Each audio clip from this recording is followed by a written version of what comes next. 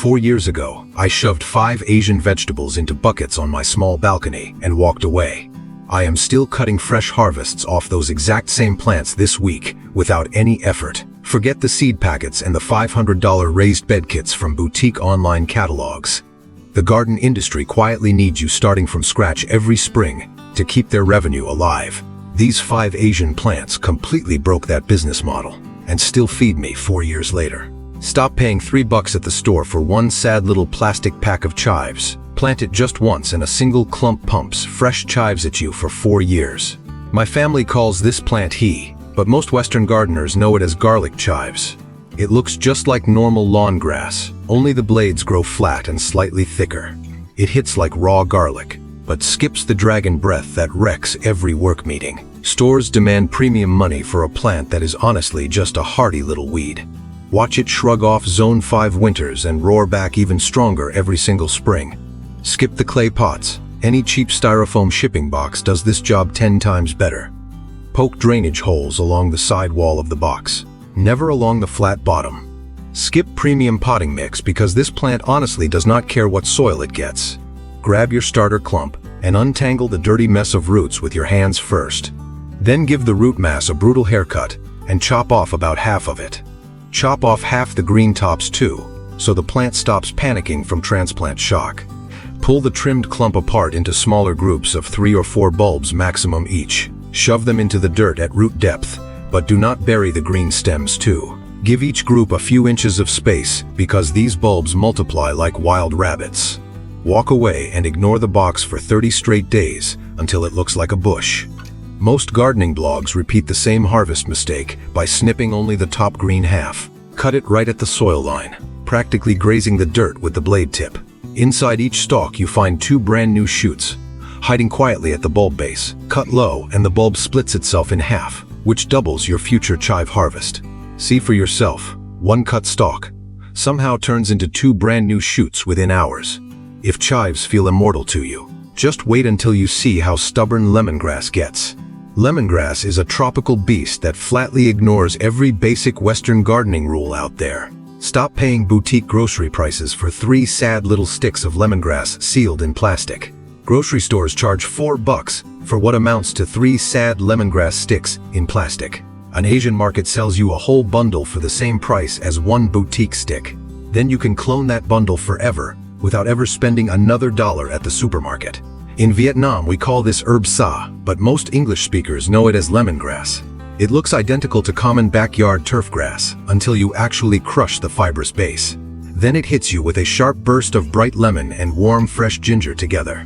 It adds electric depth to broth that bottled lemon juice cannot fake on its best day. Forget those boutique herbs that wilt the moment you so much as glance at them sideways. It laughs at 90-degree heat waves that turn supermarket lettuce into a wet brown sludge. One Asian market trip quietly becomes a lifetime supply of aromatic fresh kitchen stalks here. It outlives every fancy boutique Western kitchen herb by a margin that honestly feels comical. To start, trim off the dry tops and peel back the brittle dead outer layers slowly. Drop the prepared stalks into 2 inches of plain tap water and then simply walk away. Roots burst through the base in 5 days flat without any expensive bottled rooting hormones. Then jam them into a wide container with any cheap potting soil you happen to own. Here is the data point that the Instagram garden influencer crowd will never tell you. Propagate them in a dark closet and the stalks turn into mushy brown rot overnight. They need ambient daylight to flip a chemical switch and trigger root growth from below. Pick a wide pot too, because the root system aggressively spreads out like a creeping octopus. Once it settles in, you can totally ignore it until you need a stalk for dinner. Slice 1 stalk right at the base, and the same plant just keeps expanding outward forever. Honestly, it is a self-assembling food factory that runs entirely on your own sheer neglect. But honestly, it pales next to the unkillable purple herb coming up right after this one. Forget waiting for spring or messing with seed packets that fail half the time anyway. A single supermarket bunch can quietly hand you a literal lifetime supply of fresh leaves. We are abusing basic plant cloning physics here, not standing around hoping for divine luck. This plant is called Perilla, and the Japanese kitchen world tends to call it Shiso. Think of it as mint on absurd steroids carrying a bold black anise flavor underneath. Fancy chain stores like Whole Foods will gladly overcharge you for these single leaves daily. Paying $4 for exactly 3 tiny leaves is the textbook definition of a scam. Grab any cheap empty container or random bucket already lying useless around your messy house. Skip the premium organic potting mix because this herb honestly does not care one bit. Give it partial sun and only water the pot when the leaves start visibly drooping. Roots will visibly pop out of the water in roughly 6 days without any special powders. You can harvest crisp fresh leaves for actual real human food in under 3 weeks total. Do not even bother with thin green stems because they always rot away within days. Always grab the thickest woody purple stems because only those carry the real rooting energy. Cut the top leaves off the stem to force fast root growth instead of more foliage. New roots sprout specifically from these tiny node bumps along the woody plant stem only. Change the glass water every 3 days, or your stems get slimy and smell terrible. Some stems take much longer to root, and that is completely fine. Just leave them alone. Never damage those tiny node buds, or your propagated plant will die a quick death. Bury the roots gently into the new soil without crushing them down too hard yourself. Even unrooted stems can survive if you shove them directly into damp soil right away. Once settled in, this stubborn plant easily survives serious neglect and full summer drought conditions. Next up is a stubborn green herb that thrives in pure standing tap water alone. It grows so fast that local governments have legally classified the entire plant as invasive. Grocery stores charge a clean $4 for what amounts to a single tiny sprig. That pricing is a flat scam considering how aggressively hard it is to actually kill. In Vietnam, my grandparents called this hardy little weed Rau Răm around the family kitchen. On Western shelves, this same hardy weed sits labeled with the polite name Vietnamese Coriander. Look for pointed bright green leaves stamped with dark blood red V-shaped markings up top. The flavor punches you with citrus, then ground pepper and lemon zest follow up immediately. Regular cilantro bolts the instant summer heat shows up and your whole crop goes bitter. This stuff actually thrives once your local thermometer crawls past the 90-degree mark daily. Grab any random plastic storage bin you own, ideally one that lacks any drainage holes. Do not buy the fancy organic soil mixes since this herb actively prefers thick wet swamp. Pour the water in until the dirt collapses into a thick brown puddle of sticky mud.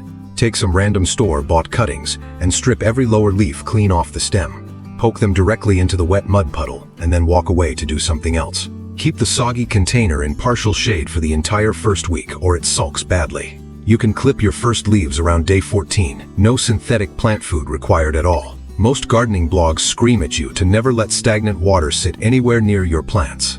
That is because most bloggers do not grasp how a truly semi-aquatic plant works.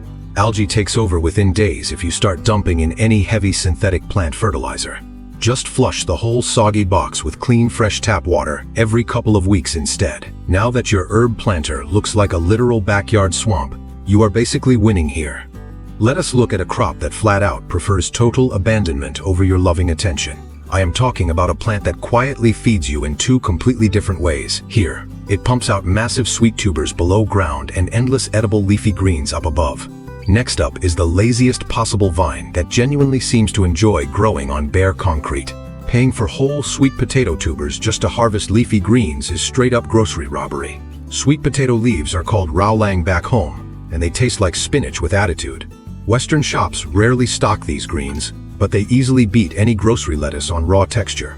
One store-bought bundle can populate your entire backyard patio for several years without effort. Forget boutique soil. This used mustard green dirt from last season honestly works just fine here. I just toss cheap rice hulls in for aeration because overpriced vermiculite is a giant scam. Just dump the rice hulls right on top because actual precision metrics are not needed here. Use composted chicken manure and just skip those trendy liquid plant foods sold at hardware stores. Mix it all aggressively with your hand trowel because your soil really just needs to breathe. If the dirt feels too compact, add more rice hulls until it yields like soft loam. Poke holes in a simple basic grid pattern. I cram 15 stems into one long planter. Push the bare stems straight down into the hole.